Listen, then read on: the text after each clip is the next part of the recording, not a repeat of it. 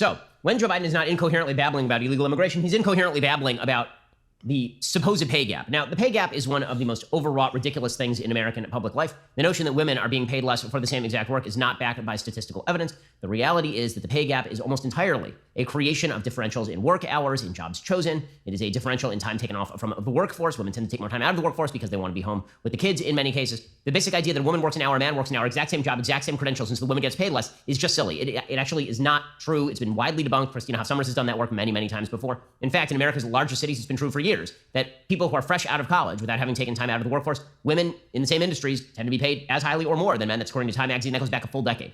Doesn't matter. We're still going to keep promoting the quote-unquote equity-based idea that if women on average are paid less than men, for all of those extraneous factors, for all of those confounds, well, that's still not good enough. We have to equalize pay between men and women and pretend that women are not getting paid enough for the same exact work as a man. So Biden's administration earlier this week trotted out Megan Rapinoe, who's the least victimized victim in American public life. Megan Rapinoe is an extraordinarily famous gay woman who has not, so far as I'm aware, been victimized in any of her media coverage. She grew up extremely privileged.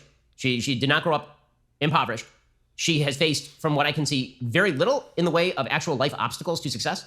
She is now treated as a paragon of feminist virtue, even though the claims that she makes are overtly false, repeatedly, like this one. There was Megan Rapinoe complaining she's not paid the same as the men. Yeah, you're not paid the same as the men, lady, because you're in women's soccer, which makes money once every 4 years, whereas men's soccer makes money pretty much all the time. And the men's World Cup is a multiple, like a large multiple bigger than the women's World Cup. And you guys signed a contract. So if you don't like your contract, you could have not signed that contract. But here's Megan Rapinoe complaining that she does the same work as a man and doesn't get paid the same as a man. 4 World Cup championships and 4 Olympic gold medals for the United States. And despite those wins, I've been devalued, I've been disrespected, and dismissed because I am a woman. And I've been told that I don't deserve any more than less because I am a woman. You see, despite all the wins, I'm still paid less than men who do the same job that I do. They don't do the same job that you do. That's just incredible. This woman is a professional victim, a person who carries themselves with such a level of entitlement. You're at the peak of female achievement as an athlete and you're still complaining. Like, what is there to complain about? And if you really look at the details of the pay structure between the male and female teams, it's like, bro, they chose these things. They're blaming everyone but themselves for something they chose. They chose their pay structure. This is the United States Soccer Federation.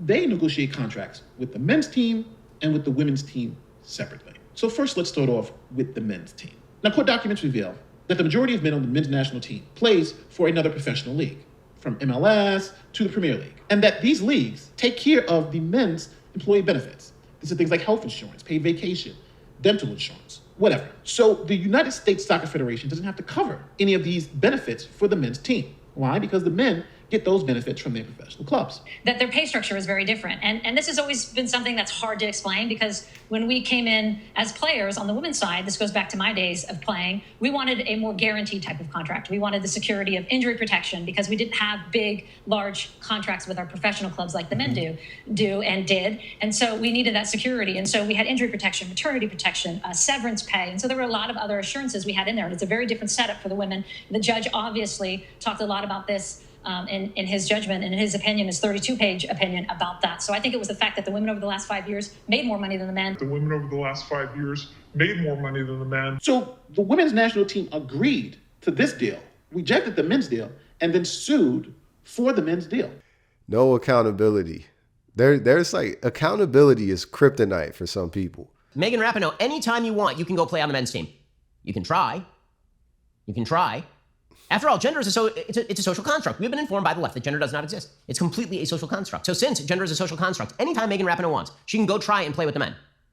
That is not going to go great for Megan Rapinoe. She is not doing the same work that a man is doing. This is like saying that a woman lifting weights, like her job is to lift weights, she's doing exactly the same job as a man when she wins a gold medal in a weightlifting competition. Well, not really, considering the man is probably lifting twice as much weight as the woman. I mean, not to put too fine a point on this, but in a scrimmage, the women's World Cup soccer team, the gold medal winning women's World Cup soccer team, lost to the under-15 football club from Dallas. Boys football club from Dallas, the under-15s. Bunch of 14-year-old, like, yes, it was a scrimmage, but also, like, you lost to a bunch of 14-year-old boys. No, it's not, no, actually, you're not doing the same work as the men. This is all absurd, okay? It's just absurd. And her proclaiming, she's speaking from the podium of the damned White House. She's been on every major television show complaining about her fate. She signed voluntarily a contract as to her pay, and the Women's World Cup, again, is a fraction the size of the Men's World Cup. It's amazing. But don't worry, Joe Biden assures us that there's not a single thing a man can do a woman can't do better. Not a single thing. Men can't pee their name in the snow better. Men can't open pickle jars better. Men can't pick up heavy weights better. Men can't throw a baseball harder on average. No, it turns out every single thing a man can do, a woman can do just as well or better, which is why he should probably resign and let Kamala Harris be president. I've told my daughters, granddaughters from the time they were old enough to understand what I was saying, and I mean it. There's not a single thing a man can do that a woman can't do as well or better. Not a single thing. Not a single thing? And I don't even think he knows where he's at.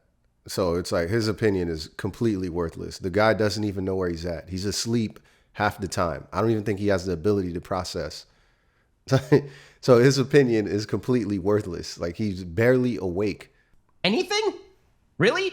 There are things that women can do better than men. There are things men can do better than women. But frankly, I'm shocked that he still thinks the distinction exists. He can't even define what a woman is. It turns out that many men are better at being women than women, according to Joe Biden. All right, so the White House released this asinine Instagram picture the other day that it's equal pay day. Did you know white men make the whole dollar? Asian women make 87 cents. White women make 79 cents. Black women make 63 cents. American Indian, Alaskan Native women make 60 cents. Hispanic or Latino women make 55 cents. This stuff is so manipulative and divisive. And some moron's going to read this and feel as if they got educated because it came from the White House.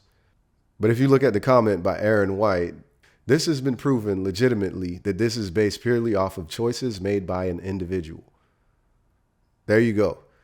Only a moron would read this and take it as truth and fact without any question, without any ability to ask, why?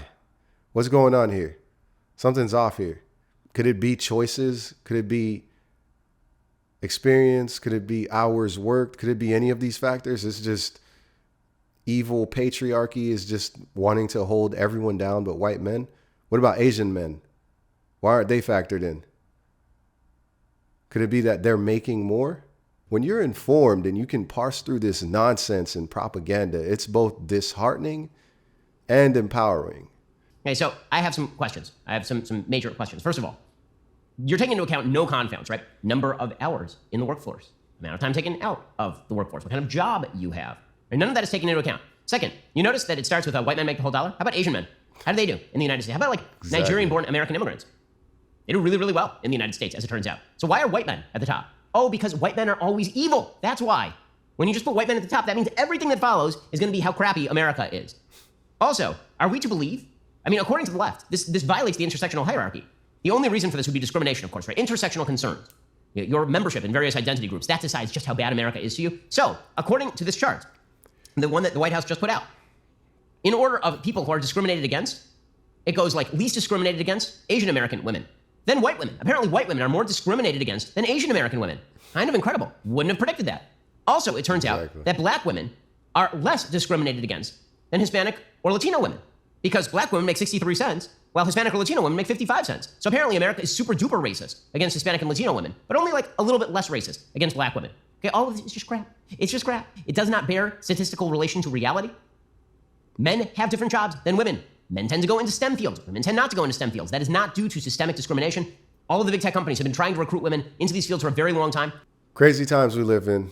I have very low faith in in people right now. Crazy times. I have low faith that these people will ever change because unfortunately they never have to deal with the consequences of their beliefs.